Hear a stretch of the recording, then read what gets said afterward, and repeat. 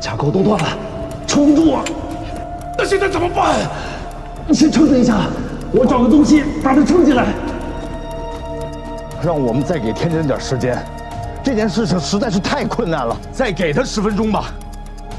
既然他是代表我们去的，我们一定要绝对的相信他，再给他点力量，等一等好吗？10分钟一到，马上出发，好吗？我不相信吴邪会失败的。你先把门放下来。好，你别再找了，这个门我扛得住。这个炸药太危险了，我们无法预见它的威力。我来解决这个阀门的事情，你来操作这个阀条。过来，我教你。你过来，我教你怎么操作这个卡扣。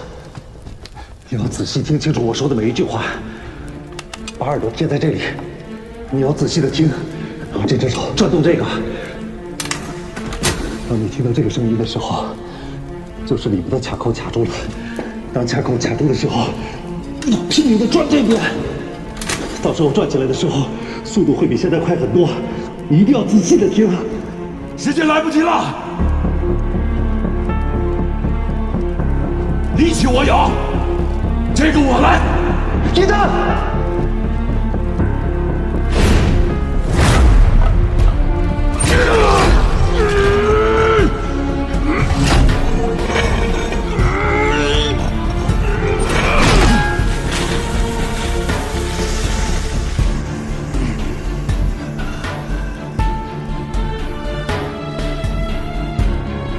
吴邪，这次尼莫，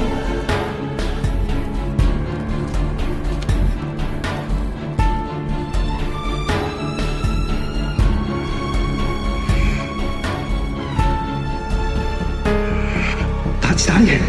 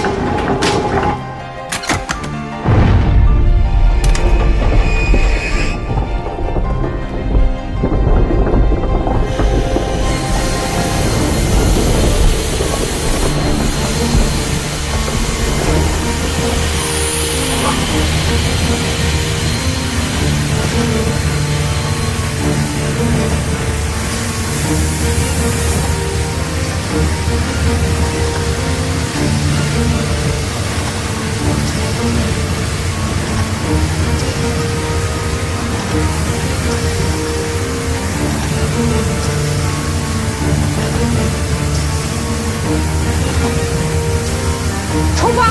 是。不用去，不用去，快说！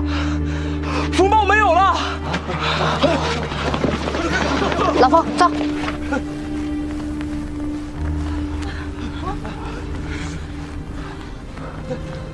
你看，你小王。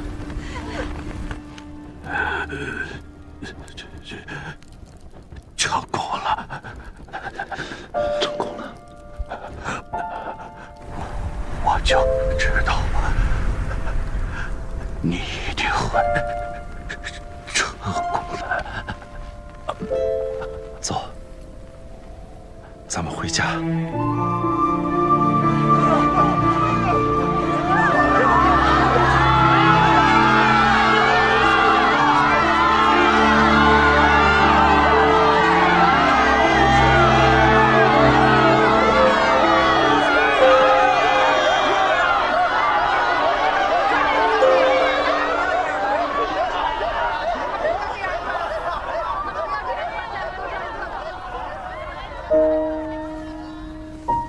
这是我自己的选择，你走吧。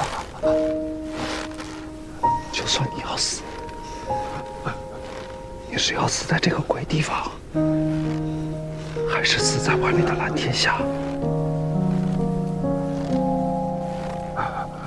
吴邪，你说的对，我应该死在这里，而不是里边。现在还没死呢，就想放弃了？别傻了，其实咱俩心里都明白，我这个伤根本就到不了阴沙漠。吴邪，你有你的路要走，我也有我自己的归宿。没什么路不路的，路都是人走出来的。天好蓝啊！你放我下来！怎么了？放我下来！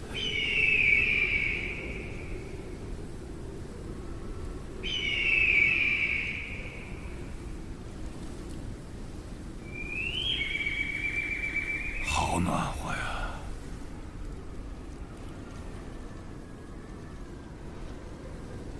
好久没有看过那么漂亮的天空了。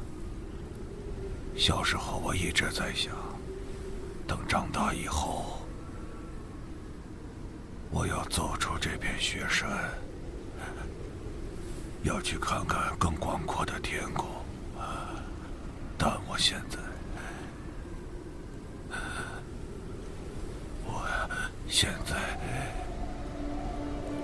才发现，我一直就在最广阔的天空下。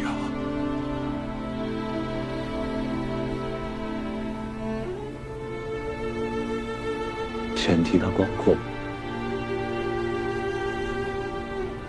本来就不在天地，在人心。你守护住了这片天空，放心吧。谢谢你，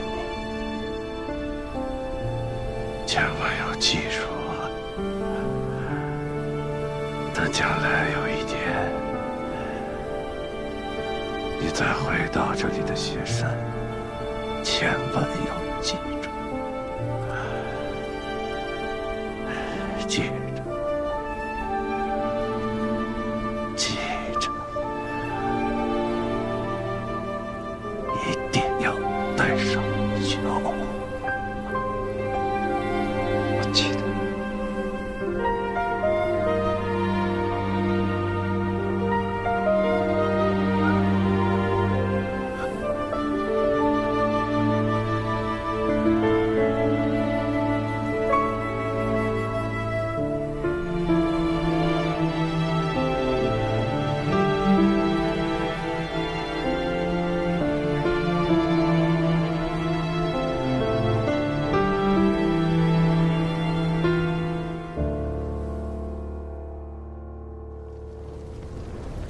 来，在今晚这个欢聚的日子里，让我们大家举起酒杯，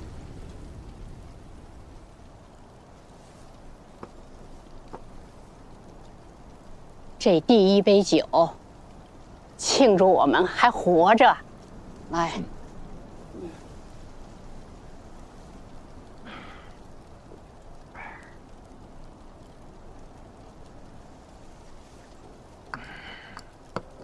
小多西，这是银丹哥哥的刀。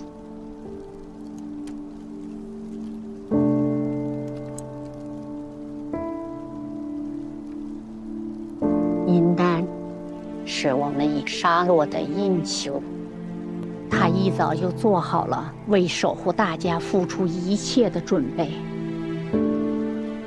就让这把刀带他留在这里，永远带印沙洛铭记。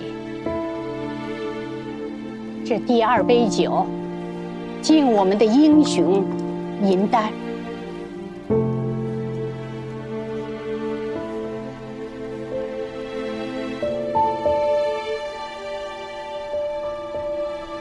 战役喽！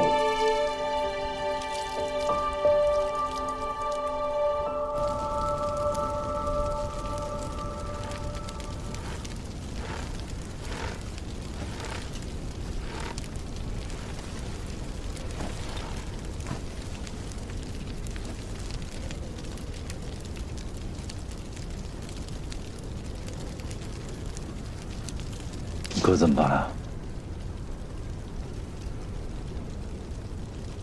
我跟他打拼了那么久，为了尼亚塔，为了那个不可能的愿望，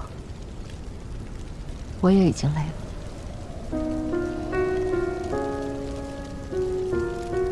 我也不知道可以怎么办，只希望他可以想通回来。我觉得很难。跟你说明白话，我不会原谅他的，他也不会原谅我。下次我再见到他，我肯定弄他。也就是现在，你会站在我这边，咱俩能心平气和的好好说说话。过了明天，你很难再站在我这边。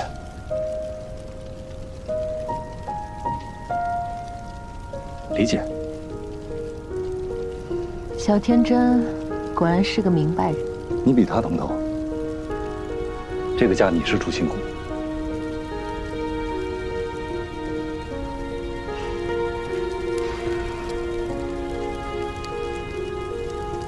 说这些都已经没有意义了，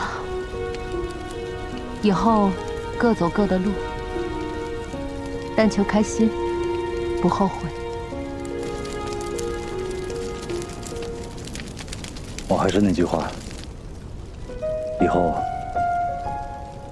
要学着对自己的生活负责。对了，我之前一直没有时间跟你说一个事儿。这是我哥给我的，组长的最后一份卷轴。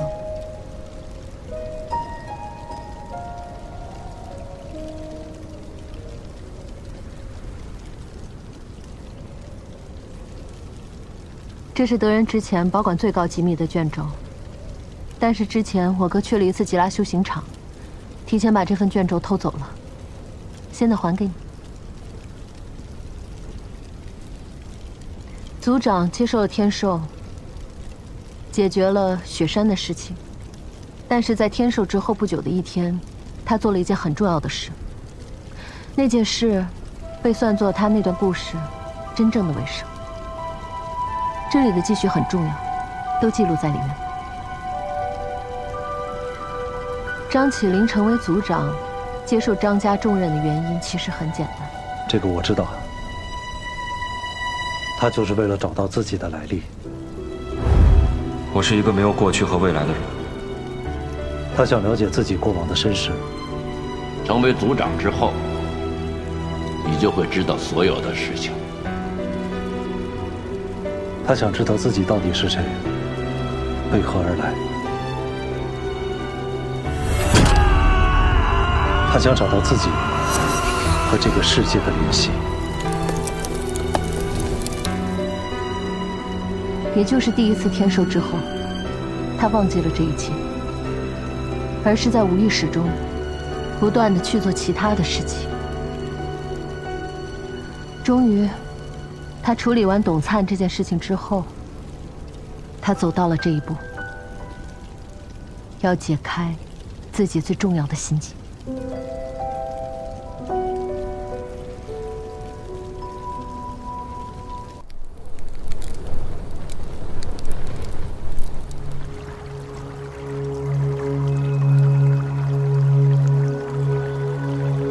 小哥在完成任务的过程中，突然有一天，脑海中浮现出了一段与他身世相关的记忆。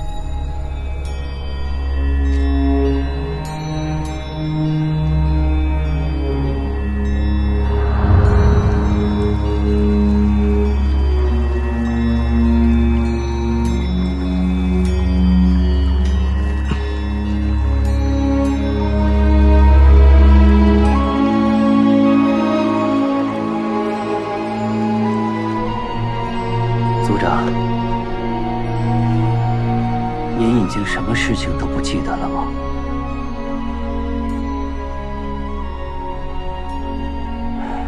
您放心，我们负责为张家族长保管世代的记忆。您需要什么，有任何问题，我都会竭尽所能。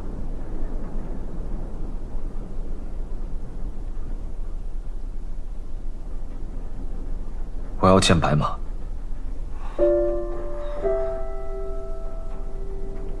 白马？您知道白马？眼窝深邃，皮肤雪白，脖颈中有一颗痣。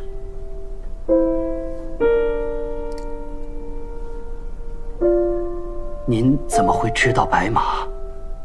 怎么会知道他的长相的？又怎么会突然想起来要见他呢？我做了一个梦，或许是天寿里的内容，也可能是以前的执念。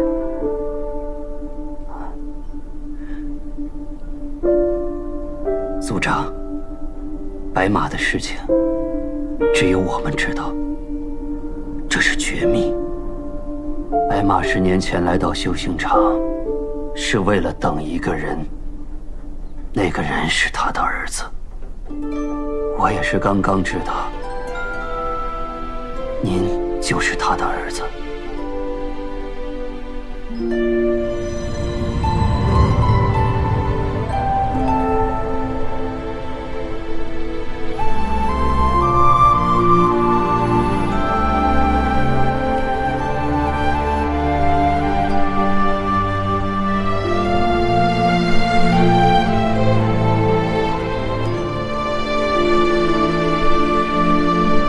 贵客为何在此长跪？大师，我有一事相求。何事？我的孩子被张家的人带走了。张家的孩子被带回张家，这个忙我怎么帮啊？我自知无法阻止孩子回到张家，但我也知道，张家那样的环境是没法培养出一个幸福的孩子的。人自有命数，可我身患重疾，命不久矣。我知道自己时间不多了，也许余生我也很难等到和孩子再见面的那一天。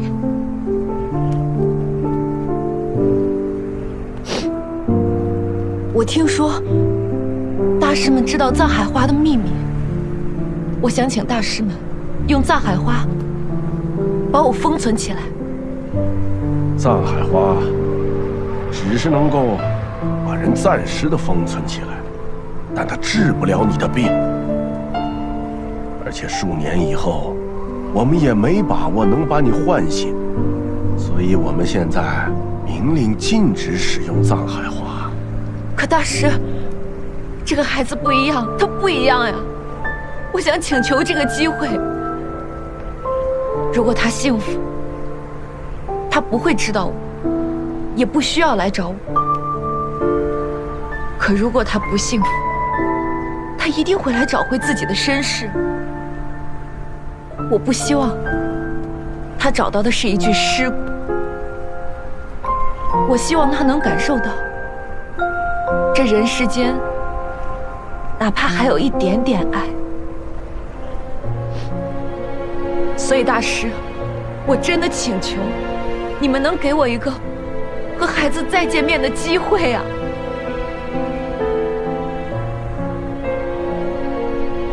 这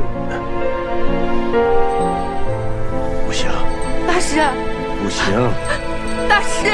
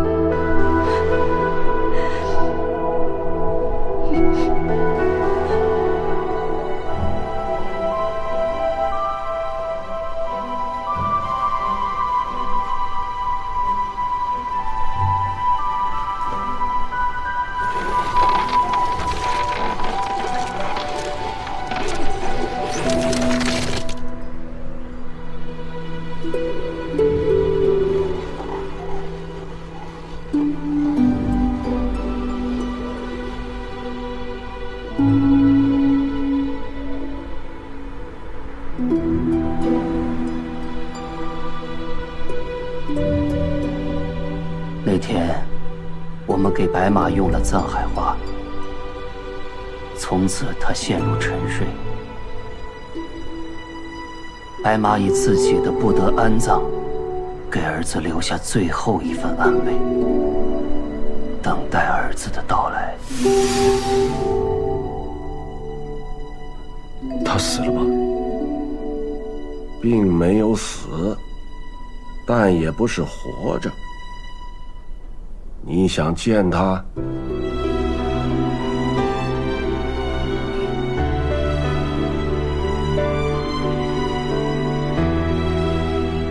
你就如一块石头一般，见与不见，没什么区别。那院里边有一块巨大的原石，你去雕琢它吧。心里有什么就去雕刻什么。等到那块巨石被雕刻成型以后，你就可以见到白马。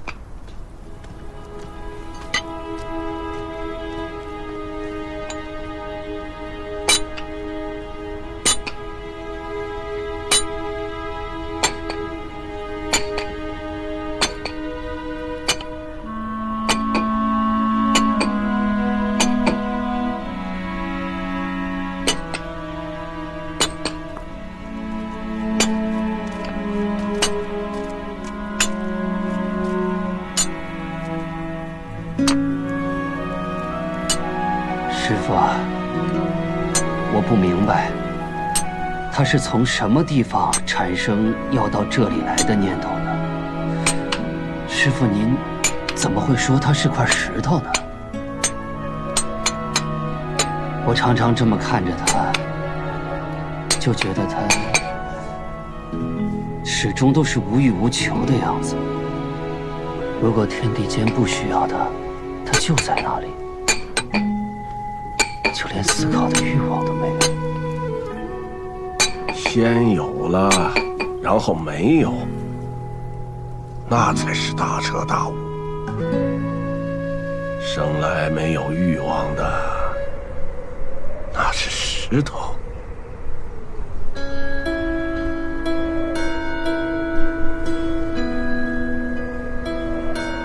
你不该是块石头，不该让你母亲感觉不到你的存在。要学会想，要学会想念。生是你母亲的第一份礼物，这是她最后一次送给你的礼物。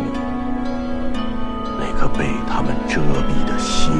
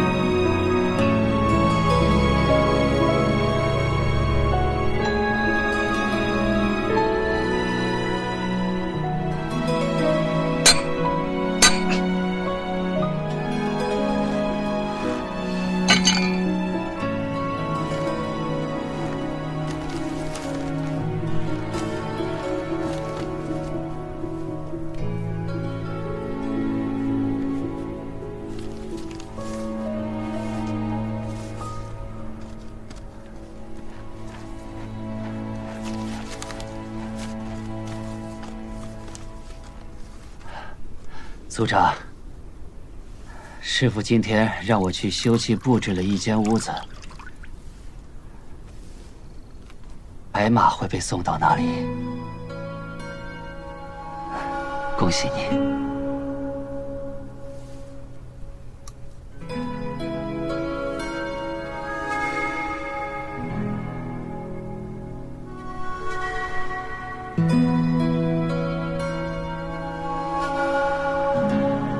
白马多年封存于冰川下，受藏海花药性的影响，它可以沉睡并存活数十年。我们与他约定，当他的儿子来找他的时候，我们便会将他带出来。届时，白马会被唤醒。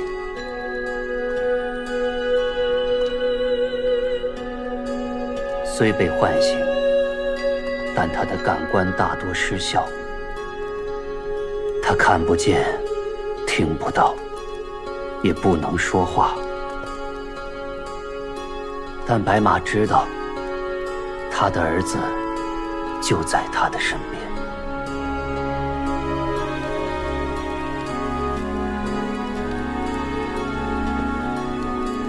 然而，当藏海花的药性退去，白马离真正的死亡就只有3天时间。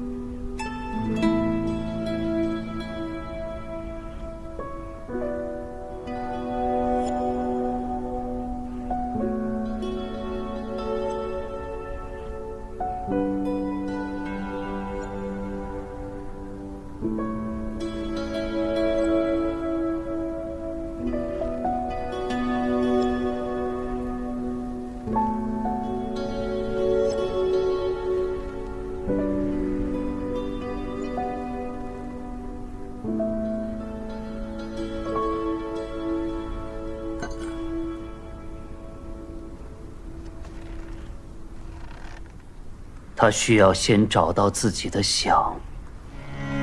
只要他的内心有一丝想那块石头成为什么样子，那块石头就会呈现出有意义的形状。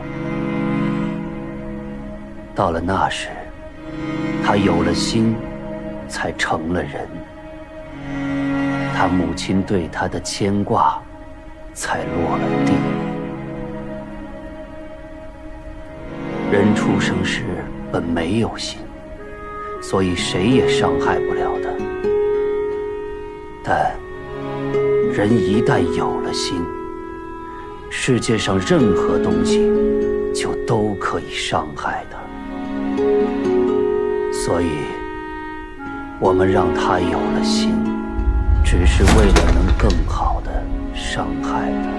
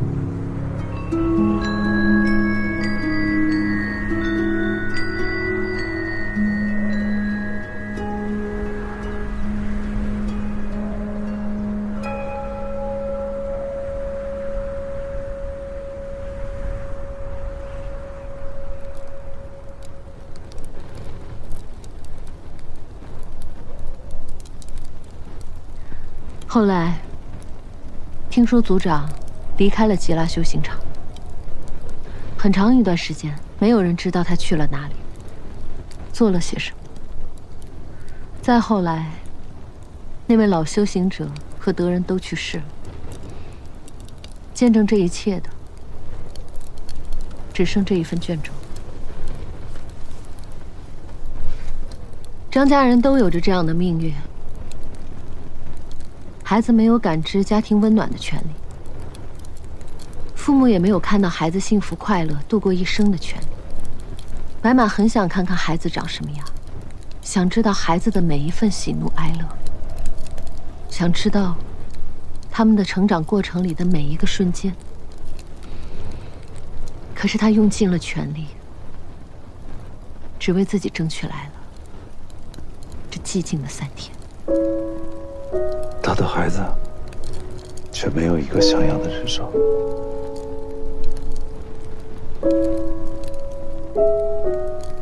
将来我会陪他解决掉所有的问题，让他过上平凡人的生活。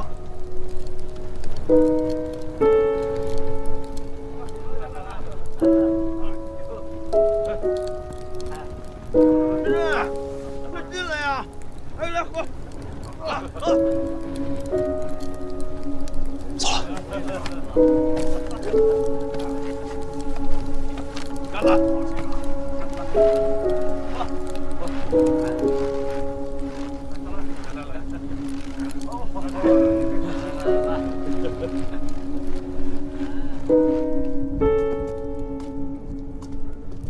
奶奶，我恐高啊！那游乐场那翻滚过山车您坐过吧？那人这嗷嗷的，我都不知道图啥。你说那外面那大风刮的，谁不害怕？哎，你还的！我跟你说，你们也太猛了，你们真不怕死啊！你们，我跟你说，自愧不如啊！奶奶，我跟你说，我不是胆小，我就是胖子，这么快就喝醉了。我跟你说，奶奶，幸亏你扎的及时啊。要不咱们就得那边聊了，这个，哎呀，是不是想吃花生米了？哎，还有有点花生米就好。哎，不过这个也挺好。哎呀，吴先生，这一杯是来告别的。怎么，老冯，你要撤了？事情已经结束了，我要回去，天亮以后我就走了。回去之后有什么打算？我打算回学校。重新去大学教书，挺好。就这些吗？还有，可以有时间去找我妹妹。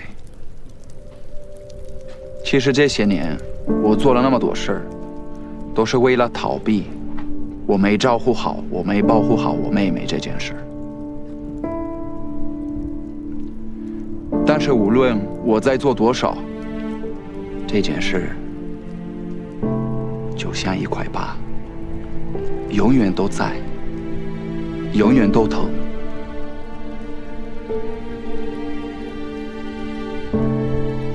吴先生，后来我见到你的时候，我也明白了，灾难的情况下，再差的结果，就有面对才能改变。所以我现在不想逃避了。谢谢你。也谢谢你，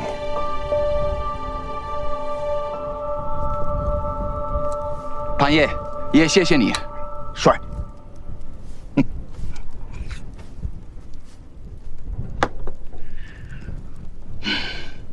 吴先生，现在你可以跟我讲讲那件事了吗？哪件事啊？你和你的朋友张起灵，你们之间到底有什么故事？你到底欠了他什么？为什么为了他这样拼命？说说吧。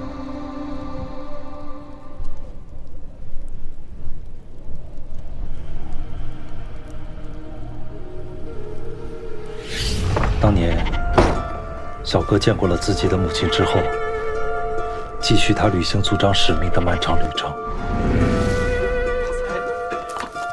他忍受着频繁的天寿、失忆，到处奔波，跟人夹喇嘛，进入各种危险的地方，去查一些自己都不知道缘由的事情，并且过一段时间都要回一次青铜门，一守就是10年。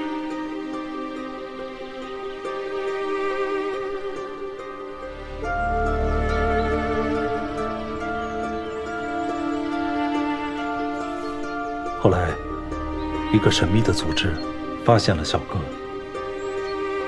这个组织是由9个家族构成，他们的家族非常庞大，历史悠久，专门探寻地下的各种秘密来牟利。他们基于小哥超凡的能力，在了解了他的信息后，便找到他进行了一次谈判。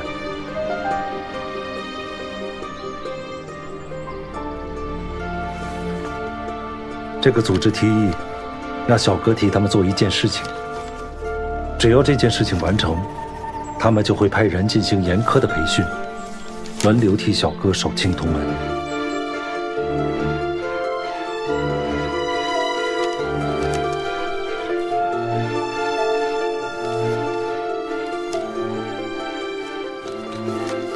小哥最终答应了他们。小哥开始帮那个组织做事，而因为一些机缘巧合，我被卷了进去。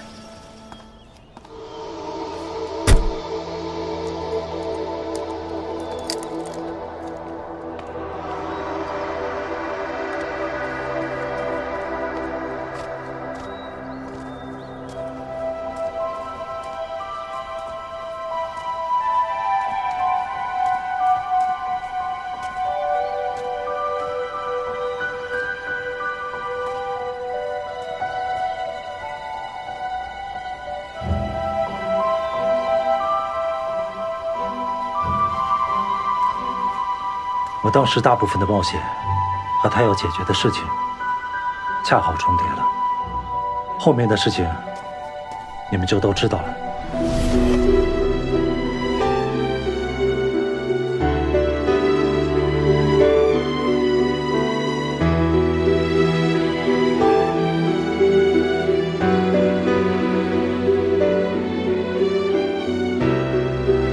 你们冒险的事我倒是听说过。只是没想到张青云的背后有那么多前因后果。虽然我们是兄弟，但是我也觉得亏欠他很多。我们哥仨呢，经历了那么多的磨难，去了那么多离奇的地方，这一路走来，自然就形成了这坚实的友谊。那么亏欠这一说如何而来呢？我作为一个无知的普通人，非要跟着他一起去探寻所有谜题的答案，可能就是因为我愚蠢的执着，所以让他感到意外吧。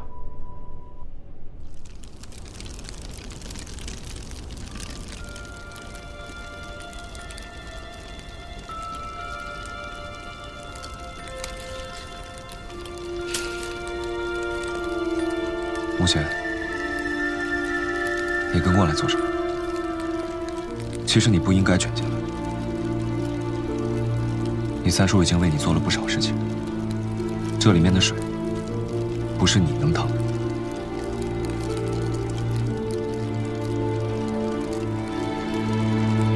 其实我也不想，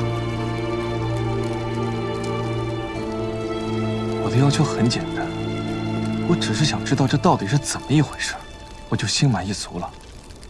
可是呢？可是偏偏所有人都不肯告诉我，这趟浑水我不趟不可能。那你有没有想过，他们不想让你知道真相的原因呢？我没想过，也不知道往什么地方去想。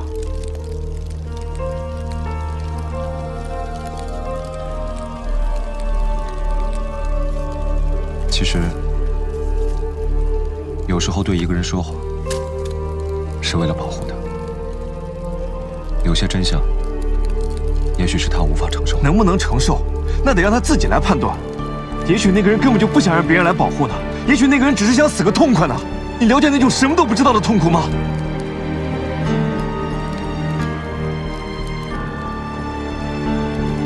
我了解。而且比你更了解。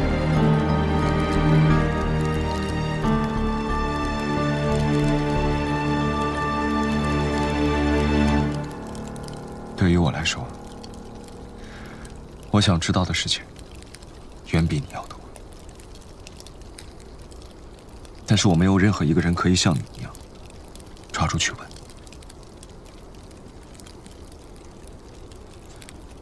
我是一个没有过去和未来的人。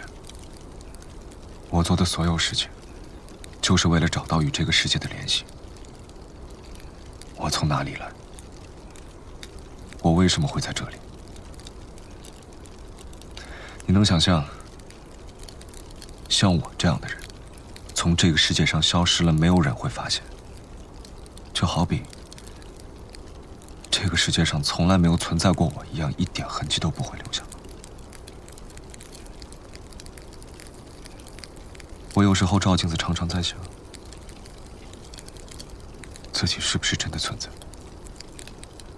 还是只是一个人的幻影？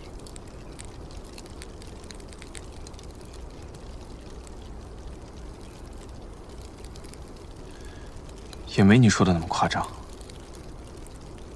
你要是哪天消失了，至少我会发现。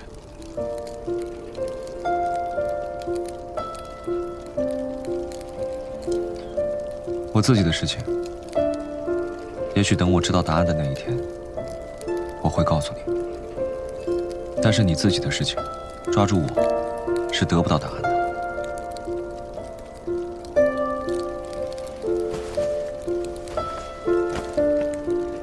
这一切对于我来说，同样是一个谜。我想你的谜已经够多了，不需要再多了。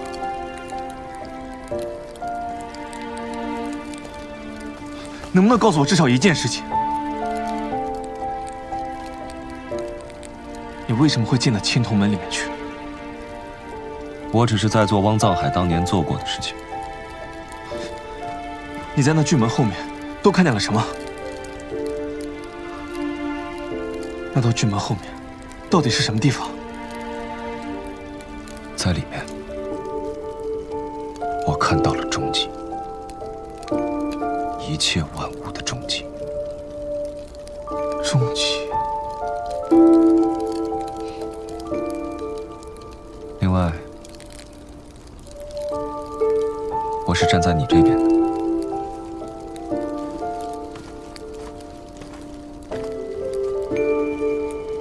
站在我这边。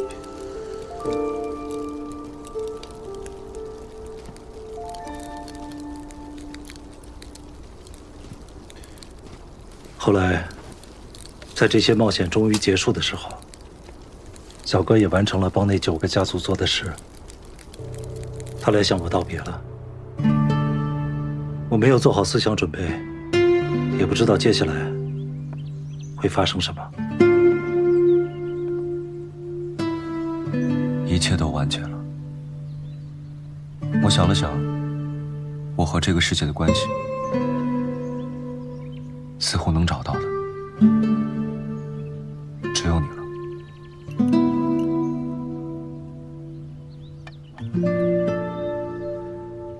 说吧，你准备去哪里？我们一起经历了这么多，肯定是一辈子的朋友。以后常联系吗？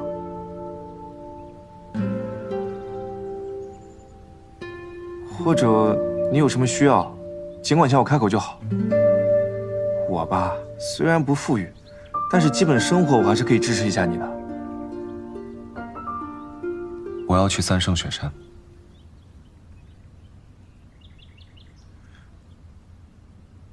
哦，那是个很冷的地方吧？这南方多好，四季分明，气候湿润，这是个养人的好地方。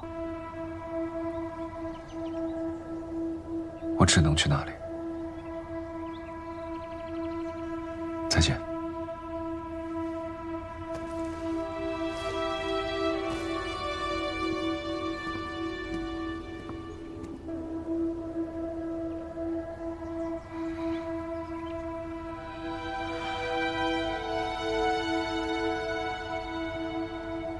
3圣雪山，服务员结账。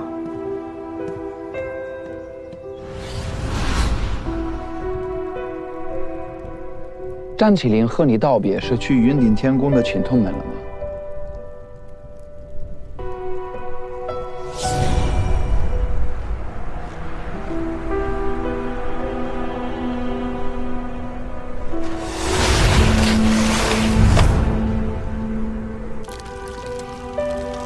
不应该来这里。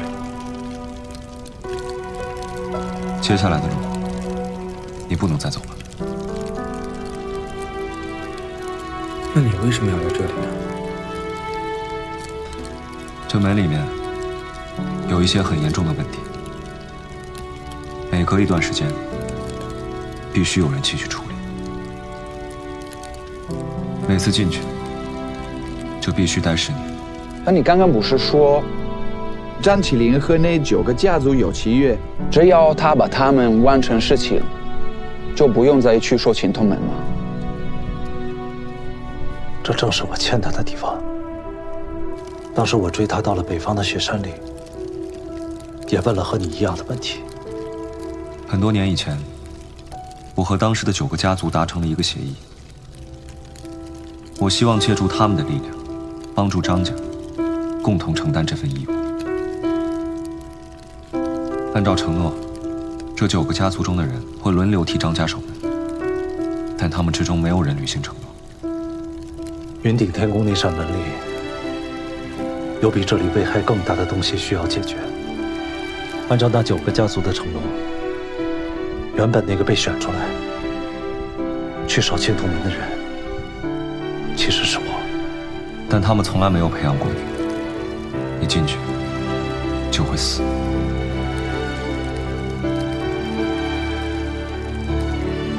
我是张家最后的族长，以后所有的时间，这里由我来守护。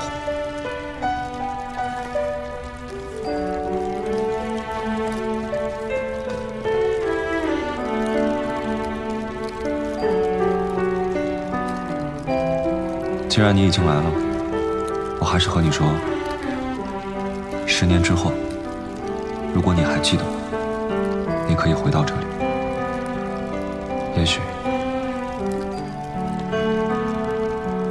你还能看见我。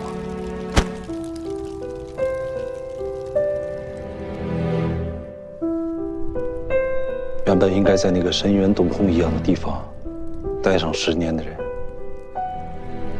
也应该是我。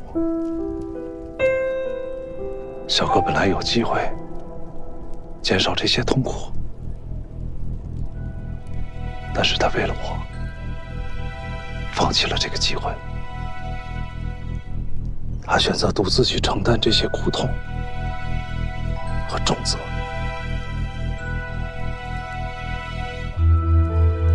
这就是我对他的亏欠。这样的友谊实属难得，也难怪你会这么拼命。吴先生，今天值得好好庆祝。敬小哥。敬小哥。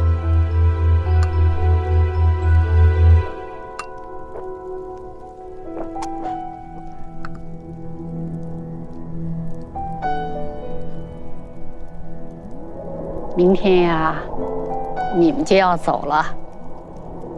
感谢你们帮着我们引杀了万人，希望你们各自珍重。来，我敬你们。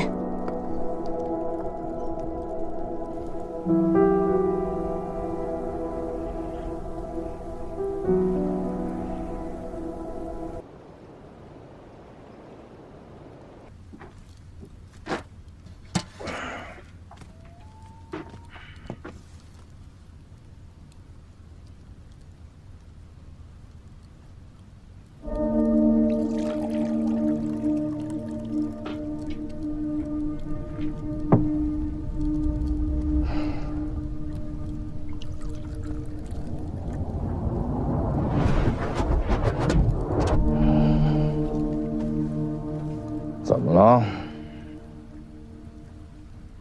错了，这件事情我全做了。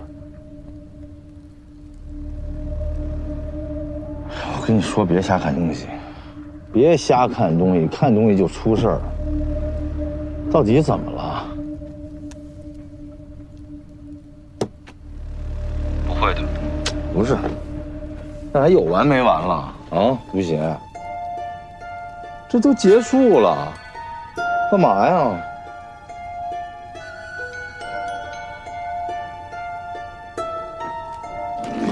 我看他干嘛呀？会有人完成这件事。怎么可能有人能完成这件事？到时候你就把录像带给到跟我共事3年以上的人手里，这个人一定可以。这有什么问题啊？啊？这不是说的就是你吗？我都夸你一晚上了，还怎么着啊？如果藏海花田每隔多年要毁一次，上一个限定时间前，小哥把它毁掉，因为天寿的时间不确定，他害怕自己在下一次天寿的时候忘记这件事，所以拍了录像带说，他会指定一个人，在下一个80年到来之前，替他毁掉藏海花田。后来张海克截获了这盘录像带，组长选中的那个人就是你。就在这个时间节点上，他找到了一个最有可能是小哥代理人的人，也就是我，来完成这项任务。我回去给你找个心理医生，帮你把这事忘了。为什么小哥说这个人一定可以呢？那这个人要符合什么样的条件呢？好，我跟你说清楚了哈。第一，这个人看了这个录像，他得相信他，对吧？第二，王继渊相信这个人，相信小哥，了解小哥，不就是你吗？第三呢？还有吗？这个人得有麒麟血，要不然打不开藏海花这个门。我得到这个冒牌的麒麟血，是在七星鲁王宫，那是我们第一次冒险，我误食了麒麟劫，这完全是一个偶然事件，而且是在小哥拍录像带之后。哦，你不误食麒麟劫，那就没有这个代理人。小哥怎么会预见到我会误食麒麟劫呢？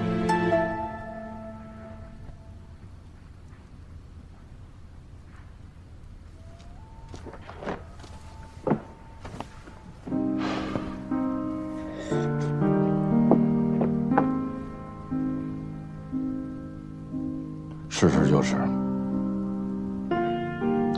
小哥根本无法预判到很多年以后会有一个符合所有条件的人，也就是说，这个代理人是不存在的，我们被骗了。他录的这视频，那是给谁看的呢？如果这个代理人根本就不存在，这盘录像带根本就不是留给我的。这也是一种机制，是小哥留给自己的，为了提醒自己的机制。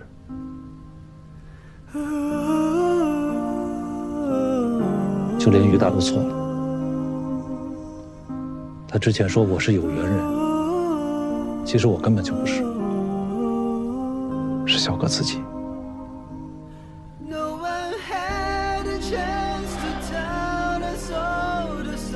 这么长时间，小哥从来都是孤身一人，这样重要的一个任务，还得拍个录像带提醒自己，连交代一句话的人都找不到。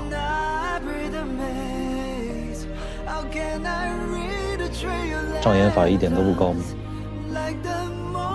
换做以前，我当时就能把他识破。而且这一路上，我也有很多的机会可以揭穿他们的破绽，但是因为我心里面对小哥过往的执念，影响了我所有的判断。张海克不是也利用我这一点吗？勾着我一步一步走到今天。行，没事儿。我对你不是也这样吗？这么多年，我陪着你装傻充愣、上当受骗，不就是有钱难买我愿意吗？懂。行，反正明天就回去了。来，接着喝。回梧州之前，再去一趟修行场，跟小哥道个别。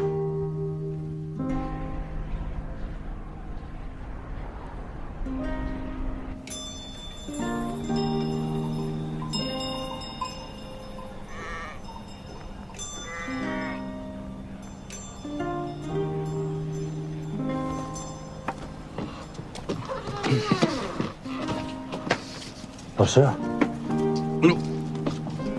真巧，我正要下山走走。贵客，你的事情都办完了吗？是，都已经办完了。准备回梧州了，过来跟他道个别，顺便看看之前的卷轴。昨天夜里又找到几个卷轴，放到张起灵房间了。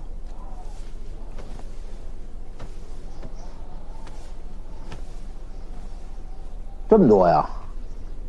这小哥啊，就是个卖字画的。哎呀，反正藏海花的事情也解决了，现在有的是时间，就是不知道这次小哥又留下了什么信息。哎呀，瞅瞅吧，祝你有新的发现啊！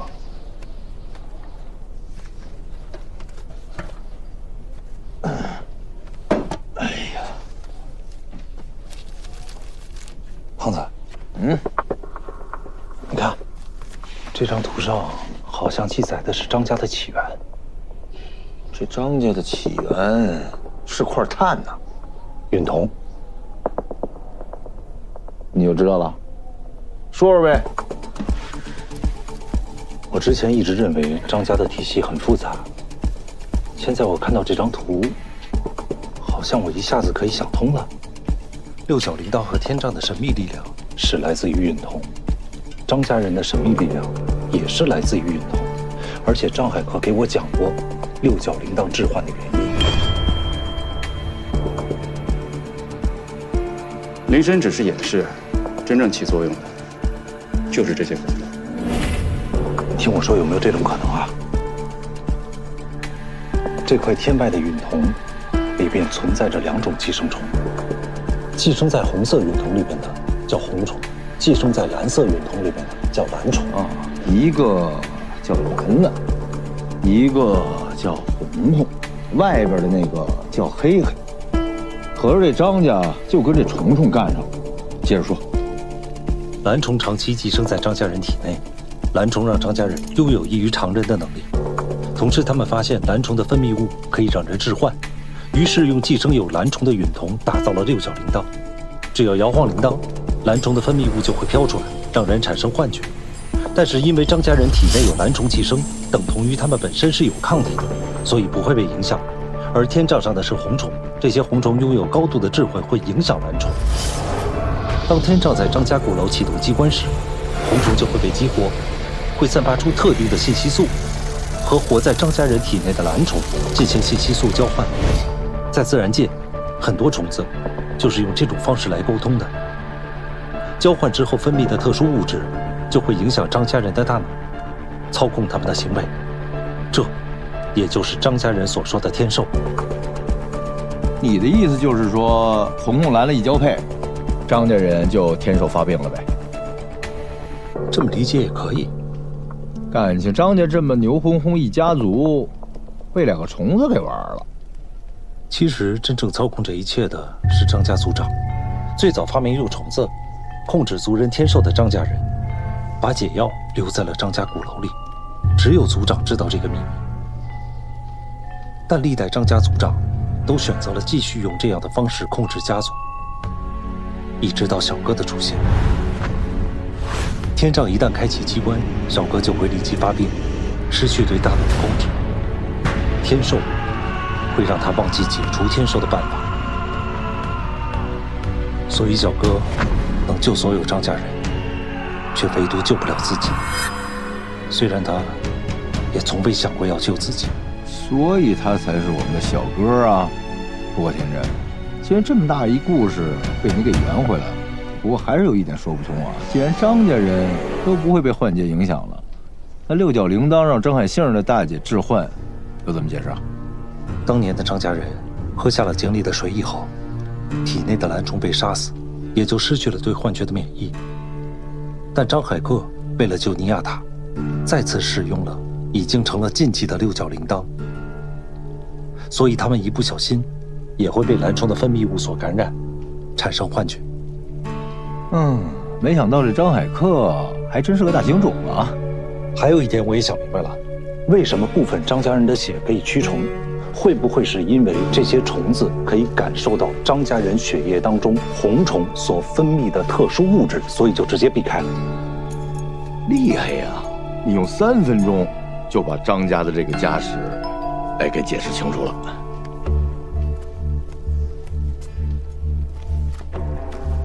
所以这些东西都是小哥必须去承受还有解决的问题。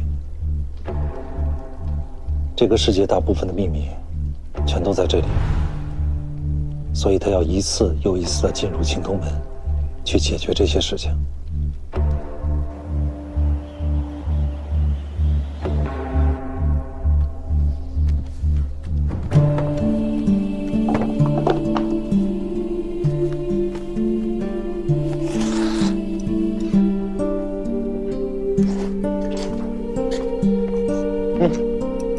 知道吗？